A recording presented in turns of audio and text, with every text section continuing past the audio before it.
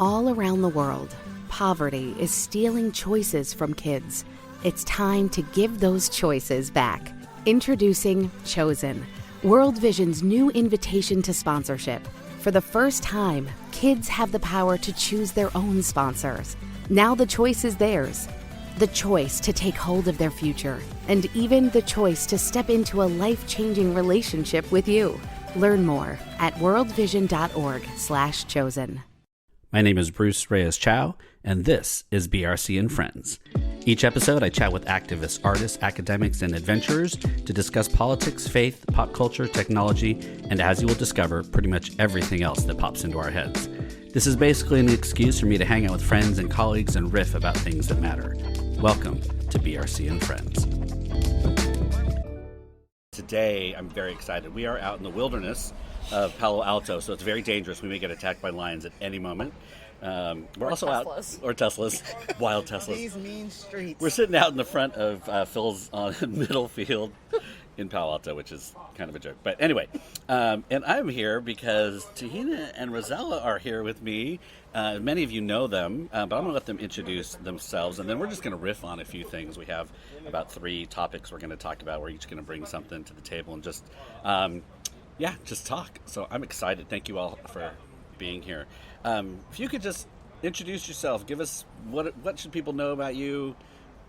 Go, Rozella. Go. Well, my name is Rozella Haydée White. I am a life and leadership coach and consultant, and simply stated, focused on nurturing life-giving and justice-seeking love in the world. That's my elevator speech. What's home? Home is where the heart is. Home. So I'm a Texan. Home is Houston, Texas, currently. That's where my immediate family is, and I've spent lots of time living in other places, but love California, love Northern California, love this area, and I'm excited to be here. Awesome. Thank you. All right, Tina, tell us a little bit about you. I don't have a stump speech. I feel really ill-prepared. All right, Tuhina Verma Rasche. I am ordained in the Evangelical Lutheran Church in America. I actually currently serve at an African Methodist Episcopal Zion Church as the small group minister. I want to be a writer. You are a writer. Seriously, what is that? I'm also living into my South Asianness right now, being super self-deprecating. And we're shaming her for it, which is always what good friends do. Right? Only friends of color. Right, only friends Exactly. of color. Yeah, this is not permission for any of you white people who are listening to this. Were this a white person, we would be having this. We would be having a conversation, no doubt about it. Yeah, and I'm trying to figure out I'm trying to still follow Jesus. And some days it's today's hard. Mm-hmm. Yeah, today's a hard day to follow Jesus, but I figure I'm still gonna keep on trucking. Awesome, that's great. One quirky, unique thing about it. So I've learned about you all, just even in our conversations this week. But what's one? Because I think people know you all just probably from your social media presence and all those kind of things, right? So what's one thing that you probably shared at some point, but maybe not a lot of people know? Stretch out your humanity of kind of experience and things. Yeah, so I would say there are 2 things. So my inner circle, and anyone that I grew up with knows, I was a cheerleader. Yes. I mean, a Texas cheerleader and a Texas which is different than any other cheerleaders, I'm sure. Yes, cheerleading in Texas is... Oh my God, Netflix Cheer? That's in Texas, right? Yes, it's at Did Navarro you just say College. Texas? She did. You She heard did. that I heard accent? that too. Texas. Shush. My South Carolina's coming out. And actually, if you have not watched Netflix Cheer, you need to get on that right away, and you'll learn much more about me. Well, and I asked you about this. So it is, because some of these shows, when they do those things, right, they're not quite, they skew them a little, but you said it's legit. I mean, it's legit. Okay. The relationship between the coach and the athletes, the relationships between the athletes, the hard work of, and especially competitive cheer. So that's a part about me. And then the other thing I would say is, again, my inner circle knows this, but I am a pop culture aficionado. Oh. You want me on your trivia team if you're talking about actors, actresses, Dang, movies. there's no self-deprecation there. No, there's all confidence. All confidence. I mean, I'm the person that remembers random facts. I can't remember what I did yesterday. I can't remember to turn off my car and take my keys when I get out the car, but I can remember the name of Angelina Jolie, Pitt, and Brad Pitt's children. Oh, that's deep. Yes. Shiloh, Yes. The other one. Vivienne. Oh my God. Vivian, Maddox, Pax, Oh, Maddox. Zahara. Well, I was thinking about like the children that Brad Pitt and Angelina Jolie had together. Oh, so Shiloh, So like Vivian, so like she had Maddox and Pax. Pax pre-Pitt. But then they adopted Zahara Yep. from Ethiopia. I feel like I've lost the show already.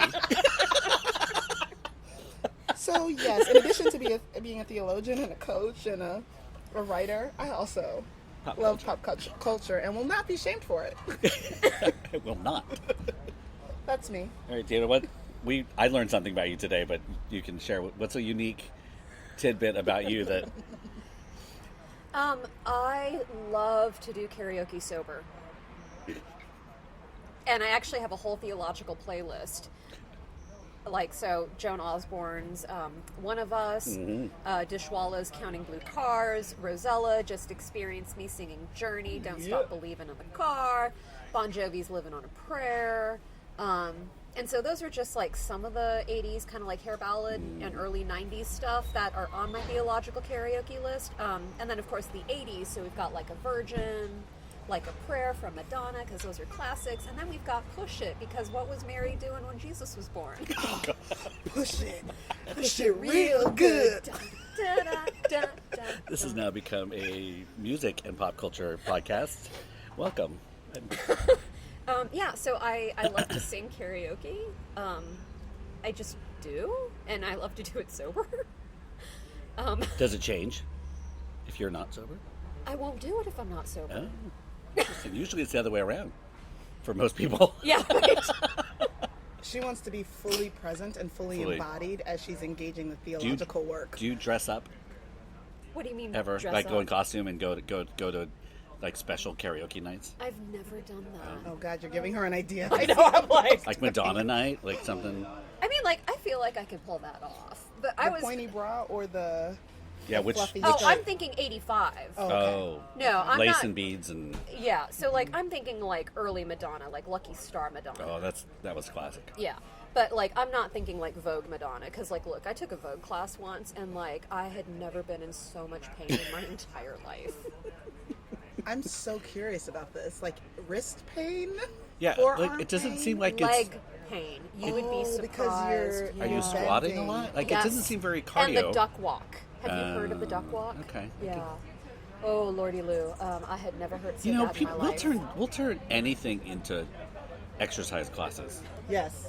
Like just everything turns into it. It's fascinating. But I think that's the beauty of it, because Yeah. we're the only culture that pays so much to go work out in boxes with air conditioning. Like we can, there's a whole place outside we can do. Well, and I think I'll like, even pay. I pay people to do circuits outside. Yeah. Yeah. Well, speaking of working out, I think the other thing, but if you follow me on Instagram, yes. you know that I actually train with a professional boxer. That's awesome. I will not go in the ring, and my introduction to sparring was essentially screaming at my trainer, "Stop hitting me," which apparently does not stop people from hitting you, I've discovered. I'm waiting to see someone on TV. There's a big fight. Person gets in. What? You're gonna hit me? Stop hitting Stop me. hitting me! What are you doing? But it was like in like Rozella, my particular like high-pitched voice of like when I'm stressed and like really frustrated. Yes. I'm like, "Stop hitting me!" Yes. Yes. So she took up boxing and then had a problem with being hit. So it wasn't just boxing, like cardio, kickboxing. Fine, you went into a boxing gym Yes. to learn how to, and you I don't didn't hit want to people be. back. I don't want to be hit. Okay, that's cool. You do you. I do. Okay, that's right. That's right. All right, so we're going to take up some topics now, and we've all kind of listed our things. I'm going to go first to have us riff a little bit.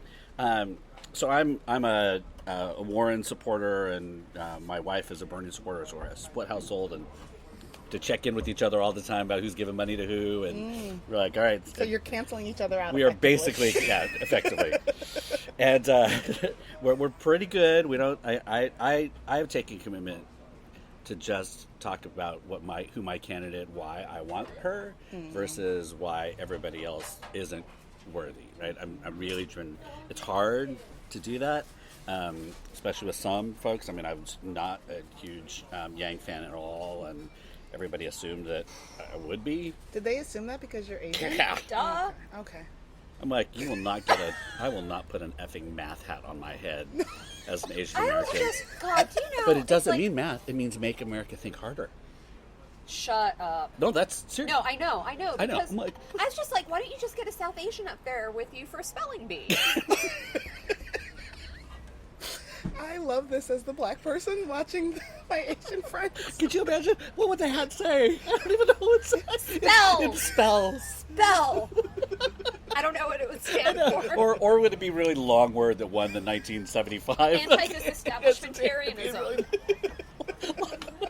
I could, and I have friends who are like, doesn't that, and he uses melting pot language still, and like on his palm. Oh. Yeah. And Anyway. the model minority Oh shit. my Yeah. god. Anyway, Oh, can I swear?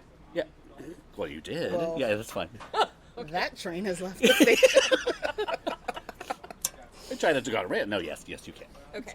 But anyway, so it was really hard not to. And I talked about, like, would I pick on Yang more than other candidates, and really had to control myself, because is that just kind of white supremacy, like going after, like if you go after Yeah. a woman more than you would go Yeah. after anyone else. And so They I was, internalized oppression too. but it was like, okay, Yeah. but it drives me crazy. Anyway, I think it's like, but multiple truths can exist in the same Yeah. space Absolutely. at the That's same time. true. It's like the things that Yang was like saying and doing were just like frustrating as all get out for somebody who's like not about the model minority. Yeah.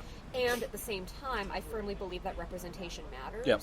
And so like seeing Yang in the race was like, okay, yeah, some like all Yeah. our faves are problematic. That's Right. the Sure. reality of the Right. situation. And seeing like that he was really thoughtful about like the things that he was saying, even though I didn't agree with a lot Yeah. of them, but yet he was still there doing the thing and doing it with integrity. yeah, no, I think that's it was. He was probably just one of those that I would have had one of the harder times voting for But down we're the road. I mean, we're vote blue no matter what. But I vote blue no matter no Yes. matter who. And I was with Joaquin or Julian Castro person. Yes. And Oh that man, was, that's who I started love- out oh with. yeah. and So I I was- met him twice. Oh my by the way. god. I'm sure he remembers me. Oh my god, I can see you two like Oh yeah, like running towards one another I in a kind meadow. of feel like we'd be good friends. I just feel like I mean, I feel like that about Beyonce. So we all have. so our we all have our thoughts. people. Yeah. That's true. Anyway, so it's interesting. So I've just recently been invited to be part of the Interfaith Council for Elizabeth Warren, and so we'll be able to be with her. And it's been interesting though, folks kind of coming at when they know you're standing for somebody and about why you're not supposed to be supporting the person. And then there was this poll taken by Emerson. Ese último McNugget me toca a mí porque soy la mayor. ¿Y eso qué tiene que ver? Los mayores se respetan. Eso no existe, ¿cierto, mamá? Ya, quédense tranquilas. Aquí hay otra cajita de McNuggets. Respeto, ¿viste? No hay rivalidad cuando hay McNuggets deal. Hay un deal para cada salida familiar en McDonald's. Compra uno de tus favoritos, como unos McNuggets de 10 piezas, una Big Mac, una Quarter Pounder with cheese o un Filet-O-Fish y te llevas otro por $1. Por tiempo limitado, precios y participación pueden variar. Válido para un producto de igual o menor valor. Last week, the questions were basically, if your candidate does not get the nomination, will you vote for whoever the Democratic candidate is? And then there was the percentages. So Elizabeth Warren had 0 people who would who would not vote for not vote for anyone else, right? So all of her people would vote for the Democrat. Yes. 45% of Yang's people said they wouldn't vote for anyone else in the field. And that's a problem. And Yeah, and that's then a the huge next one problem. was Bernie, like at 20-something%. And then, but I don't understand this.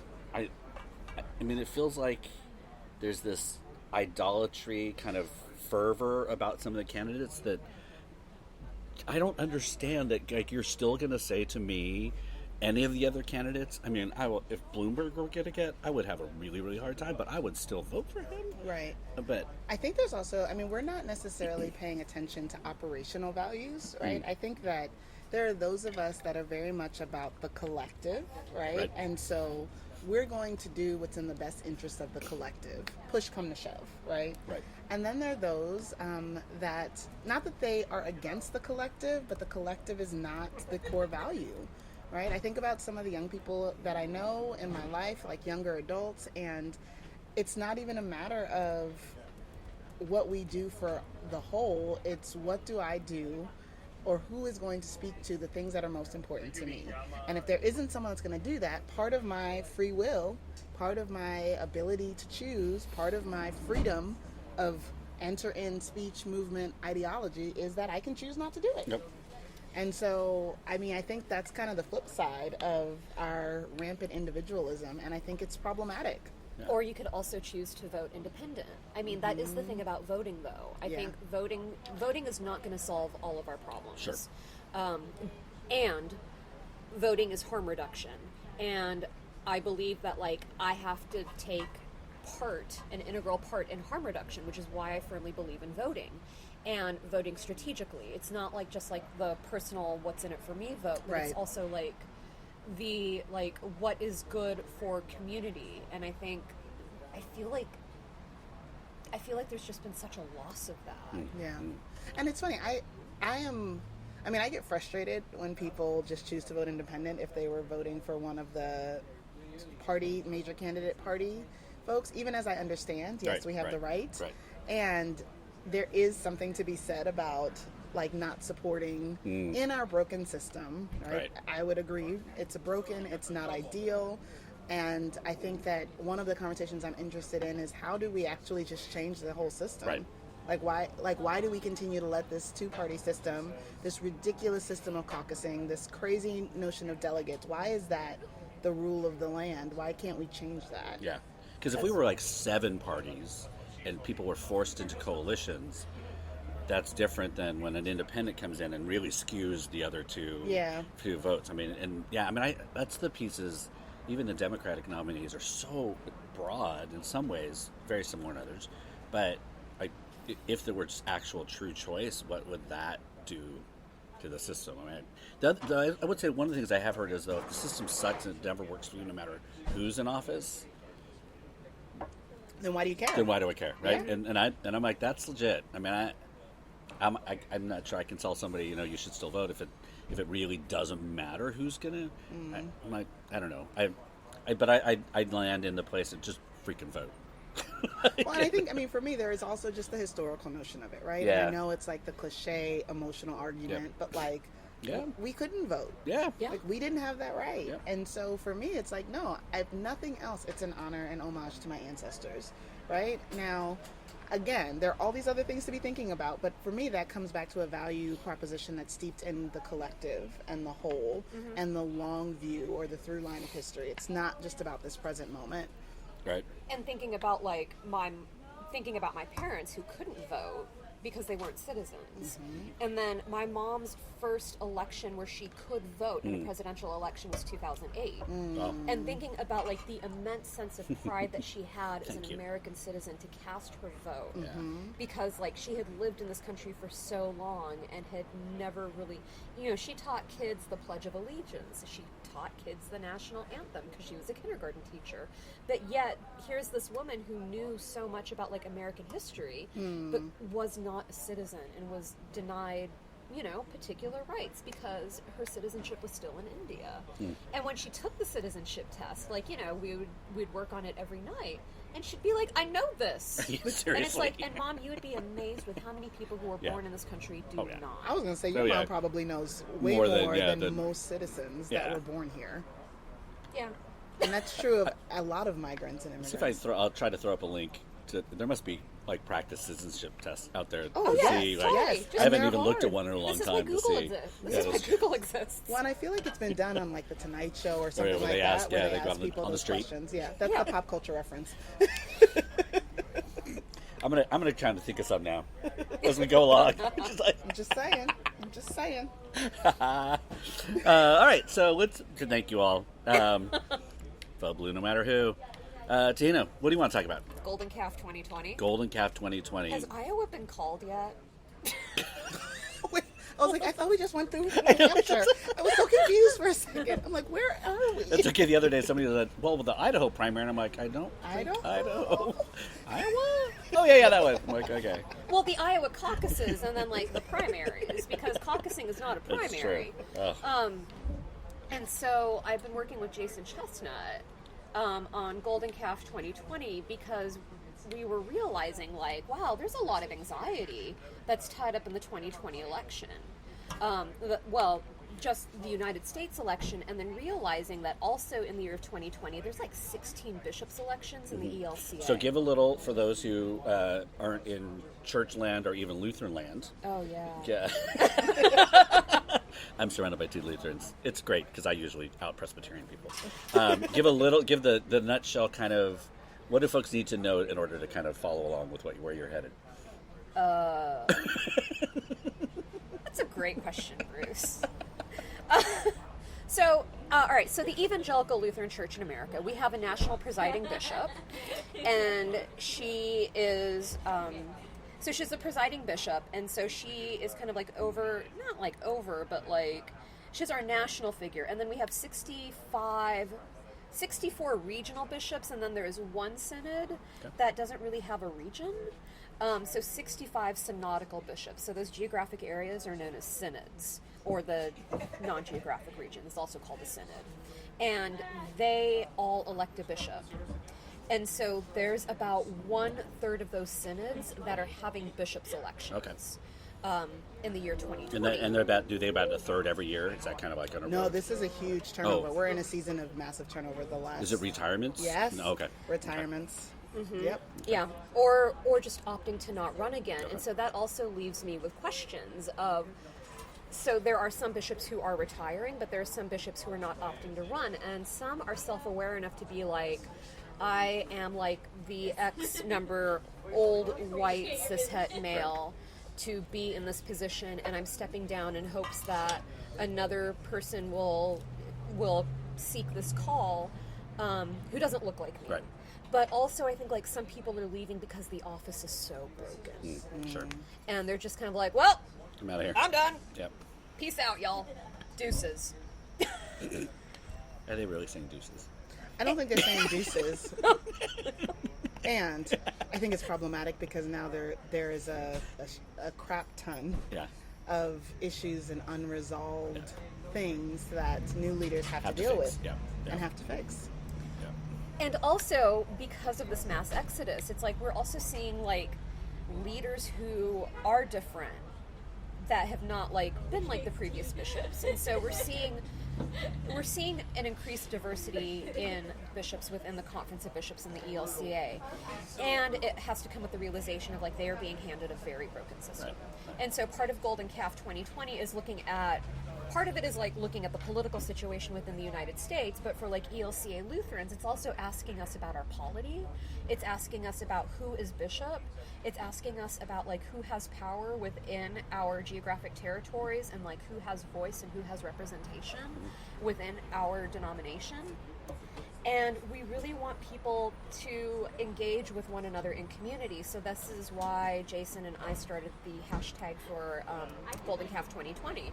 Because also there was Golden Rule 2020 about like we need to bring civility back into politics. And it's like, as a person of color, I do not need another white person to tell me about being civil.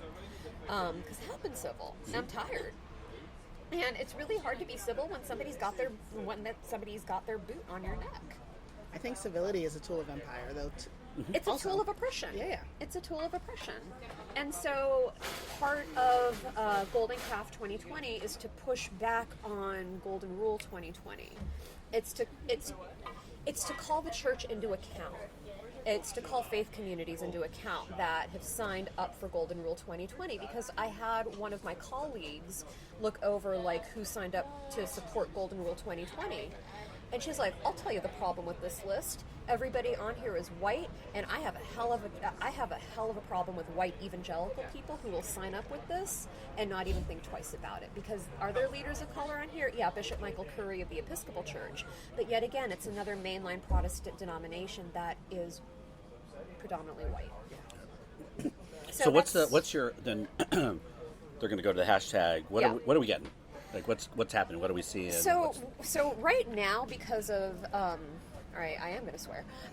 So right now, because of the shit show of like what happened in Iowa, like realizing that like there's a lot of anxiety around the national election right now, and what can we do to stay grounded and centered and not just like free? Like, I think there is an opportunity to like feel what we're feeling of like fear, of anxiety, but also like how do we stay centered in prayer? How do we keep focused on God and not the idols that are repeatedly presented to us? And how do we do this in community and hold one another accountable? Cool. So we opened the day of the Iowa caucuses in prayer and closed in prayer. But realizing like people have been responding to the prayers of like, oh, these are the prayer, like I was feeling a lot of anxiety, and these are the prayers that I feel like that are like really speaking to what I need in life right now. Yesterday for the New Hampshire primary, Jason and I did a hashtag Bible study on Exodus 32.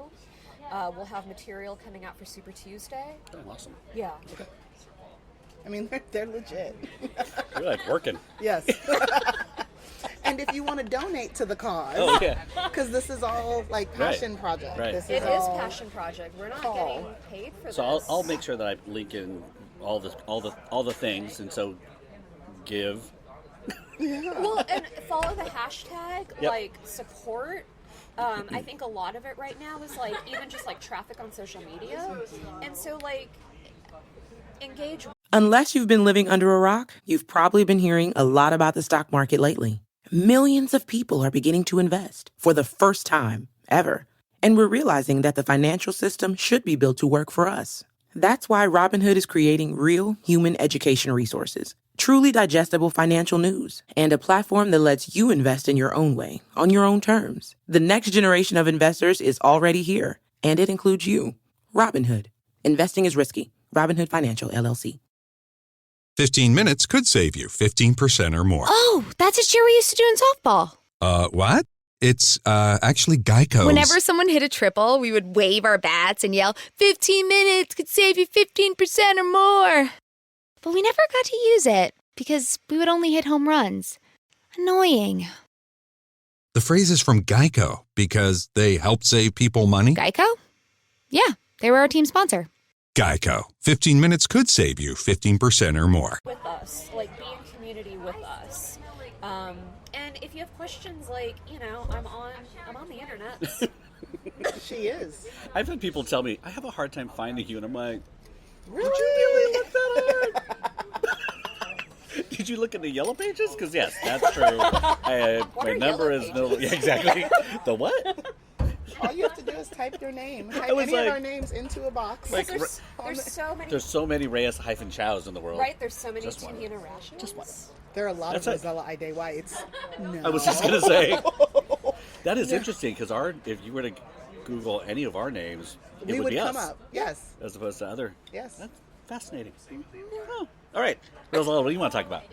You got a couple of things. Yeah, I want to talk about two things. So one is my book. Yes. Right? Yep. So I feel like I'm in a season of relaunching my book. So my book, Love Big, The Power of Revolutionary Relationships to Heal the World, came out last May. And that was a shit show.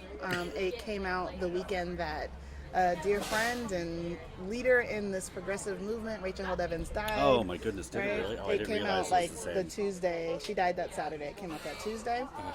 And then May into June was just crazy. And I kind of dropped out of life. So anything that I had planned around the book, anything that I had dreamed of happening, I couldn't do. It was really hard to show up. And it was really hard to show up in a time of both deep grief, and I wasn't the only one grieving. I mean, so many were grieving, but also there was some things happening personally, and I felt suffocated, right? And I am pretty open and honest about my reality of living with mental illness and depression and anxiety. And so last year was really hard, right? And this moment that was supposed to be celebratory, right? I always talk to people about celebrating and embracing difficult things or embracing achievements with joy. I couldn't do. So I feel like I'm kind of restarting that, relaunching that. Even though the book is in the world, it's been doing great. But I really wanted to provide folks with a different way to think about God, to think about love, to think about relationships, in a way that was really steeped in restoration, hope, and wholeness. And so that's what the book is about. And it's not about romantic love. I mean, that's an aspect of love, but it's really about how we first fall in love with ourselves, and then how we love others, and then how we do the work of seeking out wholeness and wellness in our relationships, because I believe that can change the world. I am that naive. That's right. I don't know, though. I mean, like, last night's Bible study, we talked about love. And yes. It still works. No. Well, and I think it's like what is really like agape love, and like holding people accountable and being accountable to one another, and like living into that. And it's like, yeah, I think, Rozella, your book is like a more excellent way. Yeah. Well, and it's I mean, I talk about the Trinity, right? So this concept in Christianity of God in three persons, which a lot of us don't understand. And I always say I'm not trying to prove it. I'm not someone who's an apologist. I don't really care about proving things. I'm fascinated by things, right? And so this notion of God embodied in three beings, and those three beings actually show us what love is, right? They show us that love is found where there is creativity, love is found where there's liberation, and love is found where there's sustenance for the mind, heart, body, and soul. And so inviting people to consider what that looks like and means in their life. And also the reality that love is always liberating. It's never oppressive. It's never steeped in control. And so it's just been a fun ride to invite people on that. And also to kind of do a bait and switch, because everyone thinks the book is about romantic love. Or they think it's about connecting with others. And I'm like, ha ha ha. We start with connecting with yourself, bitches. Is that the tagline? Love yourself. And yes. Where do we, if we don't want to go to the big Amazon world, is there another place do we prefer to get? The book is available wherever books are sold, so even if it's not at your local independent bookstore, you can always ask for it and they can ship it to you. Awesome. But Books A Million, half price books, you can also, if you just go on my website, rozellahwhite.com/lovebig, you'll we can find get it from there. Okay. Yeah. Also, we'll make sure that all gets put on the page. All right, and then you got one more thing. What do you want to say? Yeah, the other thing?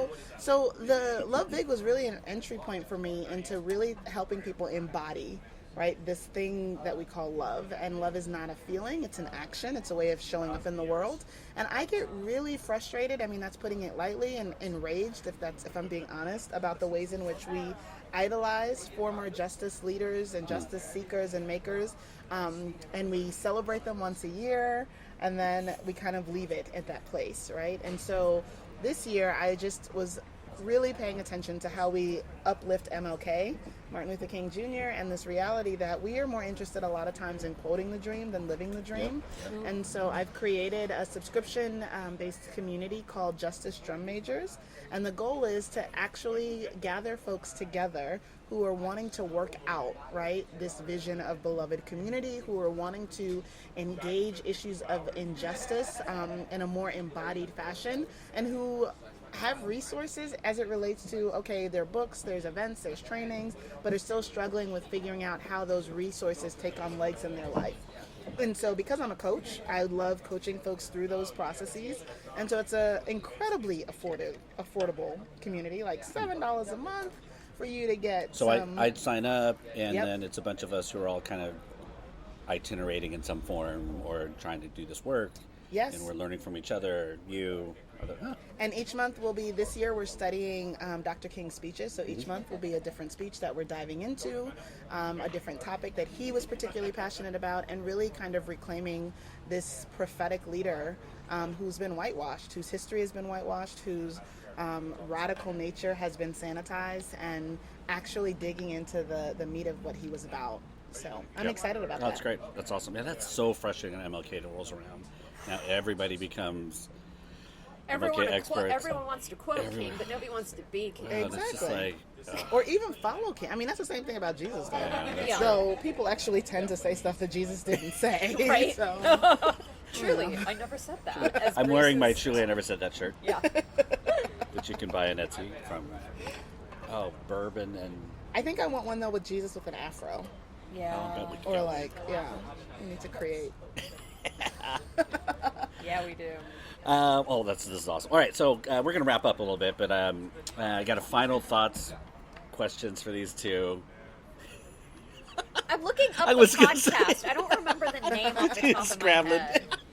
my head. So I'm asking you final thoughts. What are you listening to, reading, and or watching? And deep, not deep, whatever. I'll start. I'm listening to the last couple of weeks. I've just tried not to pay attention to a lot of all the politics that are going on, and so I found this podcast called The Office Ladies.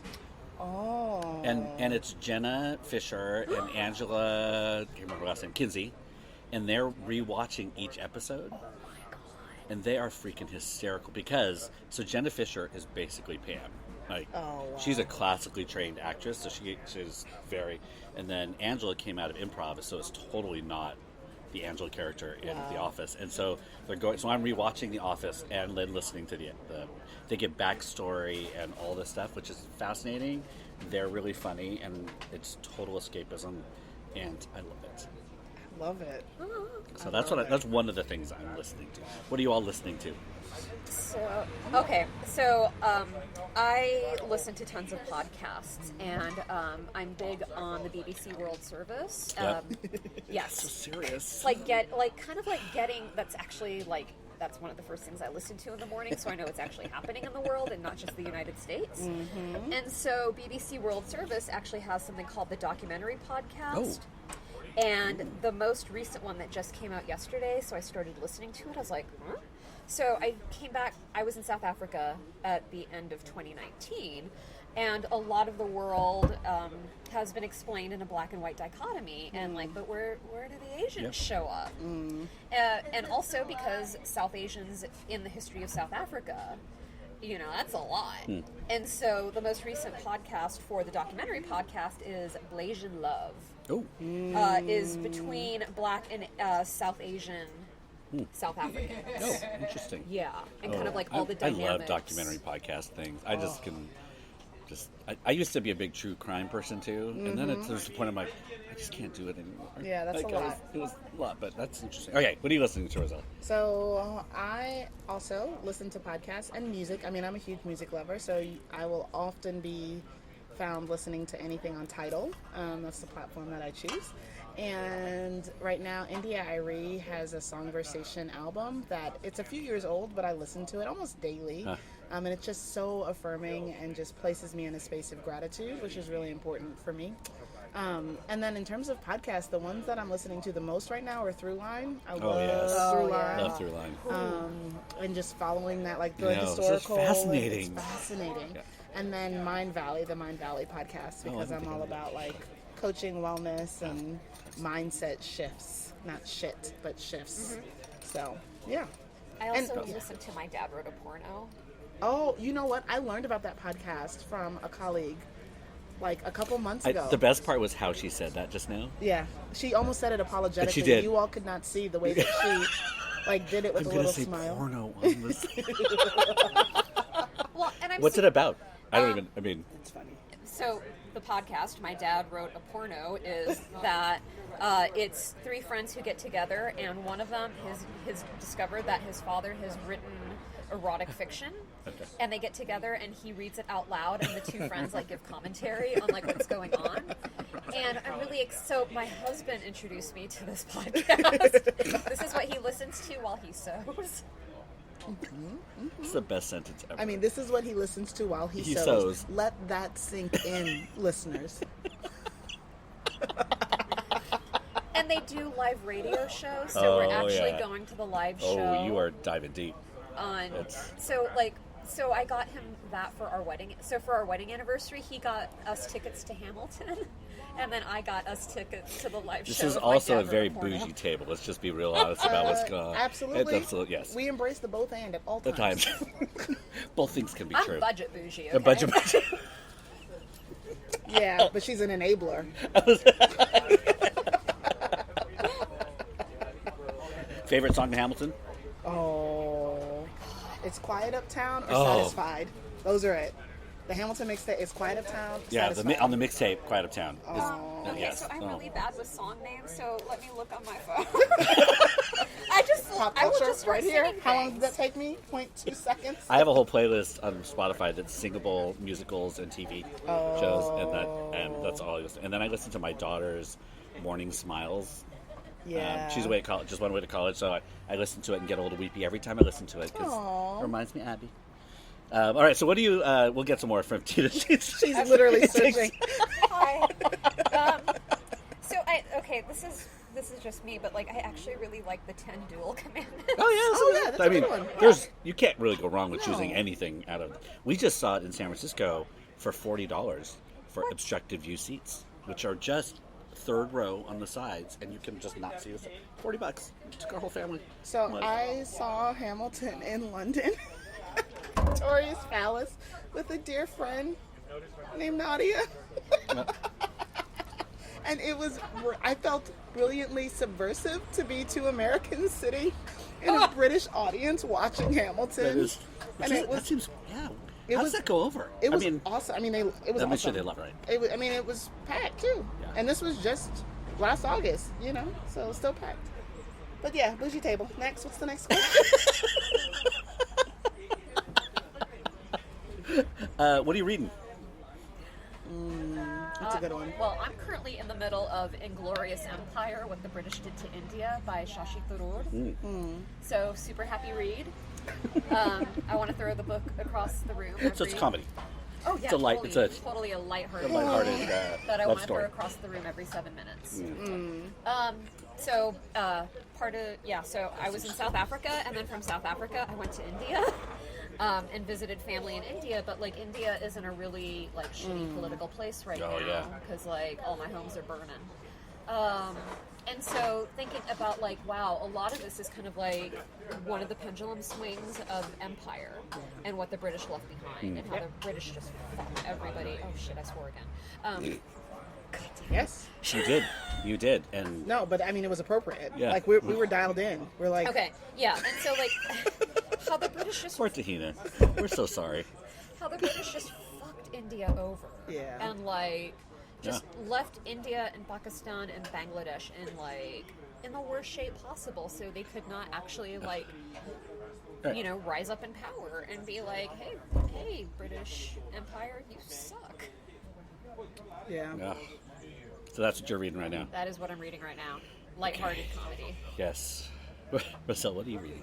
I'm reading, at any given time, 3 or 4 things. Are you one of those? Yeah, I am one of those.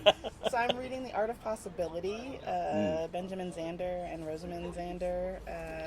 And if you have never seen Benjamin Zander's TED Talk, The Power of Classical Music or the Transformative I just Power watched it today, actually. Wasn't it good? It was good. Yeah. So it's funny. He's amazing. Yeah. So that's a good one. And then I actually finally, because it was sold out for so long and I was late, got the New York Times Magazine 1619 Project. So, my name's still on the list. How did you get it? Well, they sent an email when it was available. So then I went on and bought 3 copies because I wanted to get my whole family. Maybe I missed. Yeah, so I bought, and I got that. So it's in my bag now. And then I'm also, I just started How to Be an Anti-Racist, Dr. Ibram X. Kendi. So that's what I'm reading right now. Cool. So I'm rereading a book because our church is doing a new book group called Intersectional Reads, and so we're reading Carlos Boulazon's America's in the Heart, which is and it was really funny. A couple Sundays ago, I said, "So who's read this?" And I knew nobody had, but my wife did. She raised her hand. She was the only one, and the whole place laughed. It was great. That book is so and then good. somebody showed up this past Sunday who actually read it. I was like, "Oh, look at you." But the book that you just mentioned, that might be a really good one for this church. Because they're an intellectual. Because we're expanding beyond what they would normally read, and they'll read that kind of stuff. And when we're actually doing How to Be an Anti-Racist for our Lenten small group study. Okay. So I'm rereading that one as well, I don't really read for fun. I've started a bunch of books that were supposed to be my read for fun, and I just haven't. I need to work on that more. My read for fun is historical romance novels set in Victorian England, which again, it's a problem because... Are they like really bad covers? What is read for fun? I thought reading is fun. Yeah, no, but like read and not think, which is fun for you. But like, if I just want to read and not think... She just asked me what is read for fun.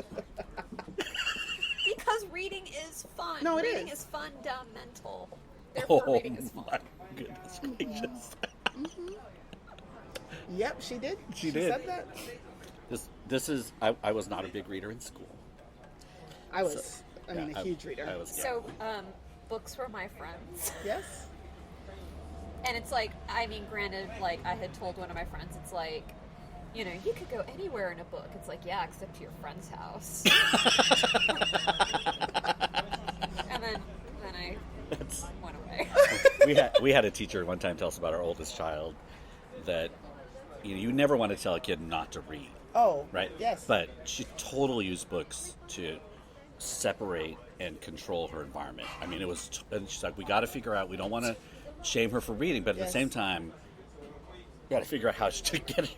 I mean, that was me. There's a larger world, like, how do we... Anyway. Yes. All right, so what are you watching? Movies, TV? Okay, so... anything. TV, well, I just, obviously, watched Cheer. That was incredible. Changed my life. And I'm also watching... So I watched Patriot Act on Netflix. Yes. This is so good. I watch Homecoming King once a week. Just because... It's so true, though. Oh my God. It changes everything. Like, it's again, interesting, and I think he's just brilliant with the comedic timing, with the deep dive on a topic, and it's all within less than 30 minutes, and it's entertaining. So I would highly recommend that. And then, Tuhina and I just watched Parasite. Spoiler alert, turn it off now. Well, I won't spoil anything. Okay. I'll just say it was breathtakingly all the things. Beautifully. So it's suspenseful and scary? Or is it... So I would say it's suspenseful. Okay. But not in a horror movie kind of way. But no, I would say it's a drama with some comedy. This is... It's a satire. It is a satire. I mean... This is not helpful. No, we just basically put it in every... It's an action... Shoot 'em up, bang, bang. No, but this is, I think, like... It's a Michael Bay. So one of the things I really loved about Parasite is that you couldn't actually, like, put it in a box. You couldn't, like, distinctly classify it. Because at different times in the movie, it felt different, like, it was a different genre, even though there was a through line that was satire and commentary on... So, like, Parasite was brilliant. Okay. I really enjoyed it. And I felt like I needed to smoke a cigarette after it was done because I was like, oh my God. That's a whole other genre in my mind. And I did watch on the plane here, I finally watched The Farewell, which was another, for me, I'm behind on my movies. And I got my DVD from the library. Tuhina is one of the people that single-handedly keeps the American Public Library system. You and my wife. Yep. Libraries are amazeballs, y'all. She's figured out how to download all the books onto her Kindle from the library. Oh my God. Yeah. So like electronic books from the library. And then we share a Kindle thing, and she reads that stuff that you read. So I open up my Kindle, and there's like 9 covers of these like historical. It's like these guys like I'm like, oh. I wish you could see Bruce who just did like the imitation of the cover. I don't have the flowing locks. Oh my God! I open up and I just laugh every time. Like, okay, honey. That's hysterical. Yeah. So that's what I'm watching. Right. Let's see, what am I watching? So because I will do anything for my children, I did watch the High School Musical, the musical series on Disney. Now, you can justify it. So the lead character is Filipina, which is kind of a cool representation. Like it was, and so they're very engaged with her, and so that was, and it's just cheesy. So and then we had to watch The Mandalorian, and that was excellent, but. The movie we just saw was Just Mercy, which part of my angst with the Oscars is about that. They got nothing. There was no nominations. Michael B. Jordan, he needs to have been nominated multiple times for things. But I think the Academy was wondering, but where are the white people in this film? But sometimes, though, that they will actually look at I don't know what happened where they didn't get pushed into the... I don't know. But anyway.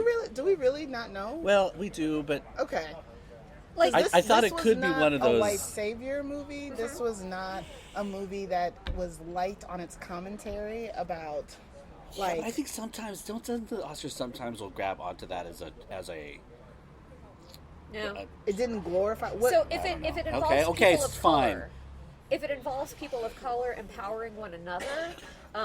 that doesn't include a white savior complex, and I think it's just kind of the Academy. If you look at like the people who are in the Academy and who can vote in the Academy, because it's like, Right. I think it is just, it's just whiteness. Well, we were just talking about a couple of our family members about Moonlight and like the difference between why Moonlight kind of got more play than Just Mercy did or some of the other. Well, and Moonlight, even though Moonlight was excellent, it still played on a lot exactly. of tropes, or it played Right. on a lot of things that are like, right, multiple things are true that are seen or are part of the Black Right. community. And you know, Just Mercy is just, it's about a man like being empowered and claiming power and going up against the system. Fine, I understand why I didn't get it. Well, and also, you know, that was also the year that, you know, La La Land won first. That's true. I've never Right? been an Oscars person in general. Well, and Parasite but, did win. Yeah. I mean, Parasite won. Even in that. Parasite won, and none of the actors, like, that movie was stunningly acted. Oh, it was excellent. None of the actors. And none of the actors were nominated for an Academy You right. You know Award. what? You right. You right. I'm just sitting here. Yeah. Like, the actors were incredible. Like, the So what acting. did they get Best Picture? Was the director nominated? Best Director, Best Director, Best Picture, and Best Foreign Language Best film? Foreign Language Film, and Best Screenplay. So again, there was not adapted. Best Original Screenplay. yeah. Because Anyway. he wrote it, too. Yeah, So yeah. Just Mercy. Have you all seen it? I have not. I read the book, and I got Brian Stevenson to autograph it for me. And I took a picture of her and Brian Stevenson. Look at us. Let's see. This is what we do. We sit around and we flex. So my Brian Stevenson story is I was visiting before the museum was built and got a personal tour from Brian Stevenson. Before and got to, I mean, he's amazing anyway, but it was a total empty room. And he walked with a group of us and just talked about what was going to be in each. It was That's incredible. stunning. Oh my God! Have you been back after I have not been that? back since. We're going to try to go this summer. You know, I feel like we need to do a trip. I want to go. I want to go. So like, I'm going by myself, but like, I want to go with like my people. Yeah, we need to figure that out. And he'd do stuff with you. I mean, he is, if he's in town, kind of thing. Yeah. So that if you need to go see it because it is. No, I There's actually a moment where I bought the tickets today. Audibly weeping in the theater. I mean, it is so powerfully done. And Oh, the movie, not the music. yes, both of them. But Go see both. Okay. And you probably will be audibly weeping, knowing who you are. It's a movie and the and the museum. movie and the museum. Yeah. Oh, great. Awesome. You all are awesome. All right. Thank you all for hanging out. BRC and Friends was produced, written, recorded, and edited by Bruce Reyes-Chow with zero help from his dog Vespa. Please be sure to rate, review, and subscribe to BRC and Friends wherever you listen to podcasts. Also, please follow, like, tag, and share on all the platforms via BRCANDFRIENDS. Thanks for listening to BRC and Friends. All around the world, poverty is stealing choices from kids. It's time to give those choices back. Introducing Chosen, World Vision's new invitation to sponsorship. For the first time, kids have the power to choose their own sponsors. Now the choice is theirs. The choice to take hold of their future, and even the choice to step into a life-changing relationship with you. Learn more at worldvision.org/chosen.